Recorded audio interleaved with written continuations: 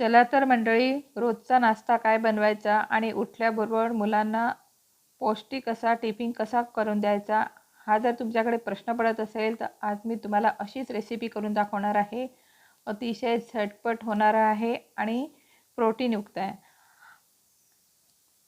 एक वाटी मटार घ्यायचे, आपल्याला ताजे फ्रेश मटार घ्यायचे. कढईमध्ये थोडंसं तेल टाकायचं आहे. तेल किंचित गरम झालं की लगेच त्यामध्ये मटार टाकायचे आणि 2 हिरव्या मिरच्या आणि 4 ते 5 लसणाच्या पाकळ्या टाकायच्या. झाकण ठेवून आपल्याला 2 मिनिटं चांगली वाफ येऊ द्यायची आहे. आता आपले मटार छान झालेले आहे आणि गॅस बंद करून टाकायचा. हे मटार आपल्याला पूर्ण थंड होऊ द्यायचे आणि थंड झाल्यावरच आपल्याला मिक्सरच्या पॉटमध्ये टाकायचं आहे. त्यामध्ये थोडासा कोथिंबीर टाकायचा आणि आपल्याला बारीक असं वाटण करून घ्यायचं आहे. थोडंसं जाडसर असतं तरी चालेल.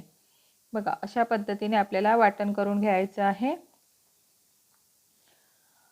आता पूर्ण वाटण आपल्याला एका प्लेटमध्ये काढून घ्यायचं आहे. आता मुलांच्या पोटामध्ये प्रोटीनसुद्धा जायला हवं म्हणून मी थोडंसं पनीर वापरलेलं आहे. पनीर आपल्याला थोडं किसून घ्यायचं. जास्त प्रमाणात घेतलं तरी काही हरकत नाही. आणि त्यामध्ये थोडंसं मीठ टाकायचं आणि मिक्स करून ठेवायचं आहे. आता एका बाउलमध्ये मी बारीक रवा वापरलेला आहे. 1 वाटी घ्यायचा. अर्धी वाटी आपल्याला त्यामध्ये दही टाकायचं आहे आणि दोन्ही मिश्रण आपल्याला मिक्स करून घ्यायचं आहे. आणि अर्धी वाटीच आपल्याला त्यामध्ये पाणी टाकायचं आहे. पाणी, दही आणि रवा तिन्ही मिश्रण आपल्याला एकत्र करून घ्यायचं आहे आणि 10 मिनिटं रेस्ट करायला ठेवायचं आहे. तोपर्यंत वाटीला आपण तेल लावून घ्यायचं, कारण मी वाटीमध्येच करून दाखवणार आहे. तर 10 मिनिटं झालेले आहे. रवा मस्त फुललेला आहे, पण आपल्याला त्यामध्ये परत पाणी लागेल म्हणून परत मी त्यामध्ये अर्धी वाटी आपल्याला पाणी टाकायचं आहे. पाणी एकदम टाकायचं नाही, लागेल तसं आपल्याला त्यामध्ये पाणी टाकायचं आहे आणि मस्त एकाच डायरेक्शनने फेटून घ्यायचं आहे. आता थोडंसं वाटण त्यामध्ये टाकायचं. जो आपण पनीर वगैरे मटार घेतला होता ते 1 चम्मच आणि एका साईडला आपल्याला पाणी गरम करायला ठेवायचं आहे. थोडंसं मीठ टाकायचं आपल्याला. मीठ टाकून मिश्रण एकत्र करून घ्यायचं आहे. पाणी मात्र अगदी थोडं टाकायचं. परत आपल्याला अर्धी वाटी त्यामध्ये पाणी लागलेलं आहे. इथे मी तुम्ही बेकिंग सोडासुद्धा वापरू शकता, परंतु मी इथे इनो वापरलेला आहे आणि 1 चम्मच आपल्याला त्यामध्ये तेल टाकायचं आहे.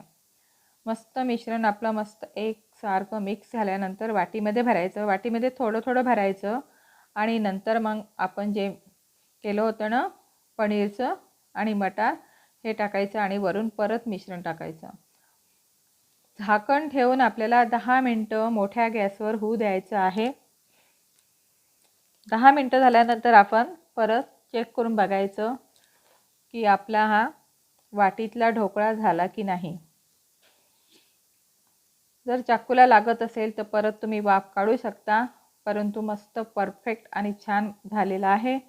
वाट्या आपल्याला थंड होऊ द्यायच्या आणि थंड झाल्यावरच आपल्याला काढून घ्यायच्या. मस्त स्पॉन्जी अशा झालेल्या आहे आणि जाळीदारसुद्धा झालेल्या आहे. आणि हा नाश्ता अतिशय सुंदर लागतो खायला आणि खूपच टेस्टी आणि पौष्टिक आहे. तसेही मुलं मटार खायला बघत नाही. तुम्ही अशा पद्धतीने त्यांना मटारचा नाश्ता करून देऊ शकता. बघा, बाजूला मधात मटार आणि पनीर याचं आपण स्टफिंग त्यामध्ये भरलेलं आहे आणि हा नाश्ता तुम्ही टिफिनच्या डब्यामध्ये मुलांना करून देऊ शकता. टमाटर सॉससोबतसुद्धा खूप मस्त लागतो किंवा नुसताही खायला खूप छान लागतो. तुम्ही टिफिनसुद्धा करू शकता किंवा घरी ब्रेकफास्टलासुद्धा झटपट होणारा 10 मिनिटाचा नाश्ता आहे. त्याला कोणताच वेळ लागत नाही. जर तुम्हाला माझ्या रेसिपी आवडत असेल तर जास्तीत जास्त शेअर करा आणि सबस्क्राईब करा.